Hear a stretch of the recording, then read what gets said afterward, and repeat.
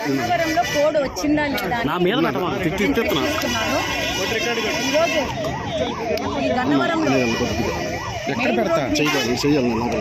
సిద్ధం poster main road మీద ఉంటే ఎలక్షన్ కమిషన్ వాళ్ళు ప్రతి ఒక్క చోట తెలుగుదేశం పోస్టర్లు తీయడంలో అత్యుత్సాహం ప్రదర్శిస్తున్నారు. వైఎస్ఆర్సీపీకి సంబంధించిన సిద్ధం పోస్టర్ తీయడానికి వాళ్ళకు బాధ్యత లేదా? ఒక సివిలియన్ గా ఆ సిద్ధం poster photo C vigil app లో మనకు ఎలక్షన్ కమిషన్ ఇచ్చిన మనకు హక్కు తీసి ఫోటోలో పెట్టండి, మాకు సి విజిల్ యాప్ లో పెట్టండి అని చెప్పినందుకు మేము ఆ ఫోటో తీసుకొని ఆ విజిల్ యాప్ లో పెట్టాలనుకుంటే మేము ఫోటో తీస్తుంటే అక్కడున్న బిల్డింగ్ ఇక్కడ వంశీ గారి గంట ఆ ఆఫీస్లోంచి దాదాపు 50 మంది ఆయన కార్యకర్తలు మా మీద దాడి చేసి నా యొక్క కారు గ్లాసెస్ ఇద్దరు ఆడవాళ్ళు వచ్చేసి బ్యాంగ్ చేసి పగలగొట్టాలని ట్రై చేశారు. లక్కీగా గ్లాస్ పగలలేదు. 50 మంది మగోళ్ళు ముందు పక్కన ఒక ట్రక్ తీసుకొచ్చి అడ్డం పెట్టి, వెనక పక్కన ఒక బైక్ తీసుకొచ్చి అడ్డం పెట్టి, కార్ల కింద సిమెంట్ బ్రిక్స్ పెట్టేసి నన్ను ఆపేశారు. అలాంటి పరిస్థితుల్లో నేను 100కి ఫోన్ చేస్తే పోలీసులు మరి మేము పిలిస్తే వచ్చారో వాళ్ళు పిలిస్తే వచ్చారో నాకు తెలియదు, కానీ వాళ్ళకి ఫోటోలు తీసాము వాళ్ళ బిల్డింగ్ని, మీ మీద వాళ్ళు కేసు పెట్టారని చెప్పి మా మీదకి వచ్చారు. నేను అన్నాను, వాళ్ళ బిల్డింగ్ ఫోటోలు తీయడానికి అదేమన్నా తాజ్మహలా కాదు కదా, నేను సిద్ధం పోస్టర్ ఫోటోలు తీశానని చెప్పి నా ఫోటోలు కూడా నేను చూపించాను, నేను తీసిన ఫోటోలు. కానీ వాళ్ళు మీరు కంపల్సరీ పోలీస్ స్టేషన్కి రావాలని అడిగారు. నేను ఎందుకు వస్తాను పోలీస్ స్టేషన్లో? నేను రాను. నేను ఎవరి మీద కంప్లైంట్ ఇనికి రాలా. నన్ను రోడ్డు మీద వెళ్తున్న ఒక మహిళని ఒక వైసీపీ కార్యకర్తలమని చెప్పుకుంటే గూండాలు వచ్చి నా ముందు ఒక కారు, నా వెనక ఒక బైకు, నా టైర్ల కింద సిమెంట్ బ్రిక్స్ పెట్టి ఆపితే పోలీసు వాళ్ళు వచ్చి నన్ను పోలీస్ స్టేషన్కి రమ్మంటున్నారు. మరి మీరు కంప్లైంట్ ఇచ్చారు కదా అంటున్నారు. ఆ తర్వాత 10 నిమిషాలకి నేను ఫోన్ చేసిన 100 నెంబర్ నుంచి పోలీసు వాళ్ళు వచ్చి మీరు కంప్లైంట్ చేశారమ్మా అని అడుగుతారు. అంటే నేను 100కి ఫోన్ చేయడం కంటే ముందు వైసీపీ గూండాలు చేసిన ఫోన్కి తొందరగా పోలీసు వాళ్ళు వచ్చి నన్ను బెదిరించాలని చూస్తున్నారు. నేను ఒకటే చెప్పాను, నాకు ఎవరి మీద కంప్లైంట్ ఇవ్వలేదు, నన్ను ఆపారు, నా మీద దాడి చేస్తున్నారు, కాబట్టి ముందు నాకు క్లియర్ చేయండి అని అడిగితే వాళ్ళు మీరు ఇక్కడ 100కి ఫోన్ చేశారు కాబట్టి మీరు పోలీస్ స్టేషన్కి రావాల్సిందే అన్నారు.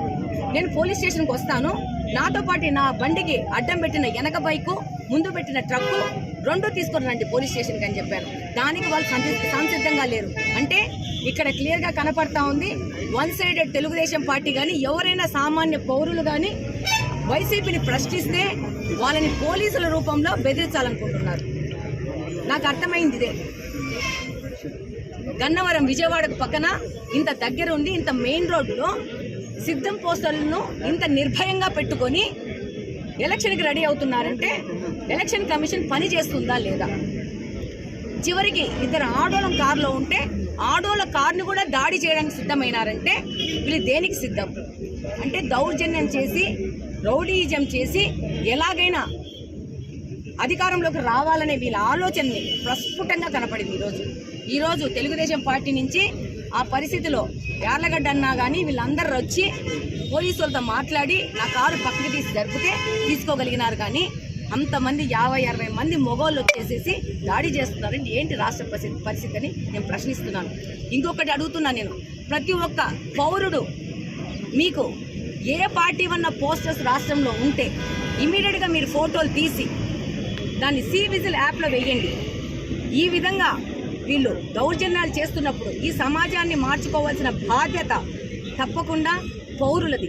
నేను విజ్ఞప్తి చేస్తున్నాను, ఇలాంటి దాడులు ఇంకా చాలా ఇదిగోండి సిద్ధం పోస్టర్ ఇంకా ఉంది.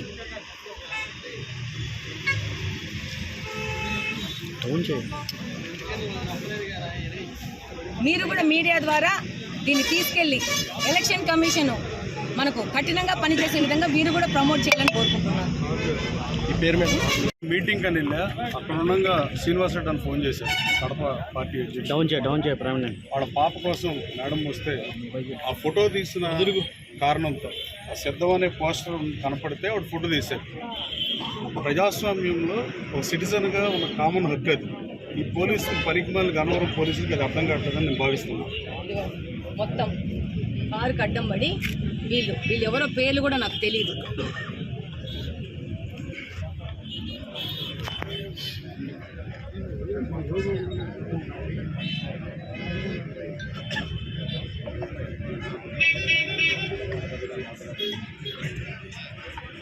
నేను ఆ ఫోటో తీసి సివిజిల్లో వేసాను.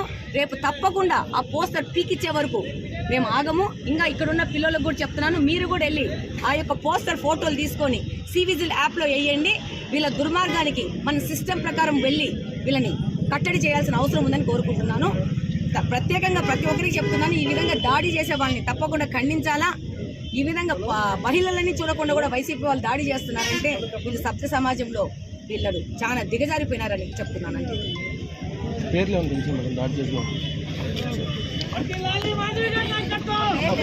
ముఖ్యమంత్రిగా పనిచేస్తే చంద్రబాబు నాయుడు గారి మీద క్లైమర్ మీద పేరున్న అలిపిరిలో కూడా కంటిన్యూ పెట్టారు. ఆయన సతీమణి మీద ఎన్టీఆర్ గడ్డ మీద జుగుప్సాకరమైన వ్యాఖ్యలు చేస్తుంది. గన్నవరం అవటం బాధాకరం. గన్నవరం అంటే ఇలాంటి గన్నవరం ఇది కాదని నిరూపించాల్సిన సమయం ఆసనమైందని నేను భావిస్తున్నాను. గన్నవరం ప్రజలు ప్రశ్నించే తత్వం తగ్గిపోయిందా అని మీరు ఒకసారి ఆలోచించుకోవాల్సిన అవసరం ఉంది. అలాగే ఆవిడకి సారీ చెప్తూ ఈ పోలీస్ సోదరుల్ని దయచేసి మీరు పోలీస్ స్టేషన్ ఎత్తేసి మీరు శుభ్రంగా ఇంకో కాన్షియస్ నుండి పనిచేయమని కోరుతుంది. రాబోయే కాలంలో గన్నవరంలో గత వైభవం రావాలన్నా, పూర్వ పరిస్థితులు రావాలన్నా, శాంతి భద్రతలు రేగాపులు కలపకుండా పరిశ్రమలు రావాలన్నా తెలుగుదేశం పార్టీ అధికారులు వస్తే తప్ప, లేకపోతే ఇలాంటి అసాంఘిక కార్యక్రమాలు జరిగే పరిస్థితి. క్యాసినోలు జరగటం, ప్యాకాట్ క్లబ్లు, గన్నవరం ఇంటర్నేషనల్ ఎయిర్పోర్ట్ దగ్గరలో ఇలాంటి పరిస్థితులు నెలకొంటే ముఖ్యమంత్రి గారు ఎంఎన్సీ కంపెనీలు ఎట్లా వస్తాయని ముఖ్యమంత్రి అడుగుతారు. ఎంఎన్సీ కంపెనీలు మొత్తం దేవుడు ఎరుగు. అసలు ఉన్న పరిశ్రమ మల్లవల్లి పారిశ్రామిక మొత్తం ఖాళీ అయిపోయిన పరిస్థితి. అశోక్ లేలాండ్ తీసేసిన పరిస్థితి.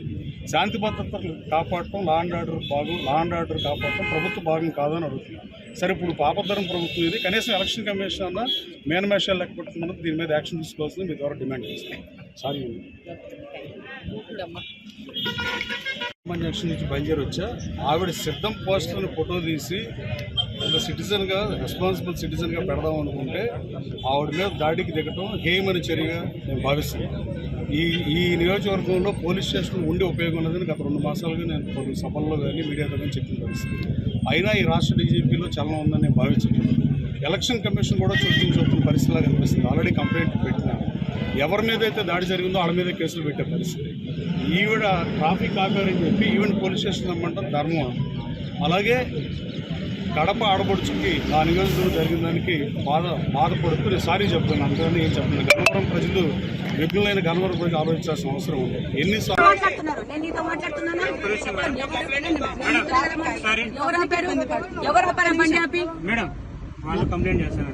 ఎవరితోనే చేసుకోమనయ్యా, నేను రాను.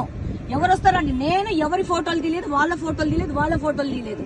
నేను సివిజిల్లో ఎవరి ఫోటోలు కనుక్కున్నా నేను చేయొచ్చు కదా. అయ్యా కంప్లైంట్ కాదయ్యా, కంప్లైంట్ కాదు. నేను రోడ్డు మీద నిలబడుకున్నాను. అక్కడ సిద్ధం పోస్టర్ ఉంది. సిద్ధం పోస్టర్ ఫోటో తీసుకొని నేను సివిజిల్లో వేస్తున్నాను. నేను సివిజిల్లో వేసుకునే రైట్ నాకు ఉందా లేదా? అయిపోయిందండి. వాళ్ళు నన్ను అటాక్ చేస్తున్నారు. తప్పెవరిది? నేను ఒక్క మాట మాట్లాడలేదు. నేను అద్దాలు వేసుకున్నాను. నా ముందు ఆ బండి పెట్టినారు, నా వెనక ఇంకో బండి పెట్టి నా బండిని మూవ్ చేయకుండా ఆపినారు. నేను ఎందుకు వస్తాను? వాళ్ళని వెళ్ళమని నా మీద కంప్లైంట్ చేసుకొని నేను చేయలేదు. వాళ్ళు ఆపారు, నేను వెళ్ళిపోతున్నాను. వాళ్ళు నన్ను ఆపారు.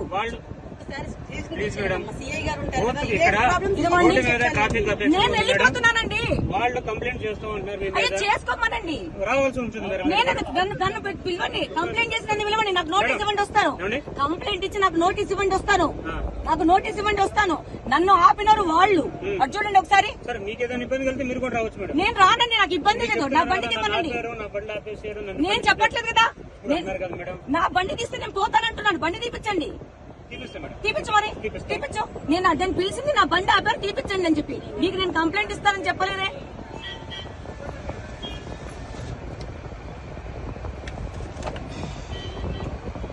నువ్వేం మాట్లాడు, అది డౌన్లోడ్ కాలే.